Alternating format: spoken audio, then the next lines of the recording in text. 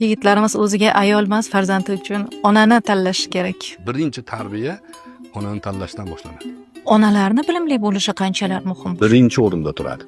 Chunki misol uchun maktablar ochilsin, institutlar ochilsin, ustozlar ko'paysin, lekin farzand oilaga qaytib kirib keladi-ku kechqurun. Ona o'sha joyda keyin buni teskarisi bo'ladigan bo'lsa, O'g'il bolani o'qitish, o'g'il bolani o'qitish. Qiz bolani o'qitish millatni o'qitish hisoblanadi. Qiz bolani o'qitsangiz, butun boshli millatni o'qityapman deyvering. Qizlarini o'qitmagan millat kelajakda savodsiz avlodga duchor bo'ladi. Bu oqibati yaxshi emas. Chunki ayol kishi tarbiyani 80% qo'lida.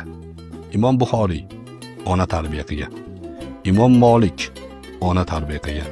Shoba ibn Hajjoj ona tarbiya qilgan. Imom Navoiy ona tarbiya qilgan. Imom Shofiy ona tarbiya qilgan. Qarasangiz, aksar ulug' odamlarni dadalari yoshligida o'tib ketgan, yetim bo'lib qolgan, ona tarbiya qilgan. Ona zo'r bo'lsa, zo'r avlodlar chiqadi. Shuning uchun bo'ydoqlarga ham shu tavsiya. Yaxshi axloqli, ilmli kelin qidirish kerak. Tarbiyani yarmini bajargan bo'ladi. Qolgan yarmiga o'zi harakat qiladi. qizlarimiz ham xuddi shunaqami?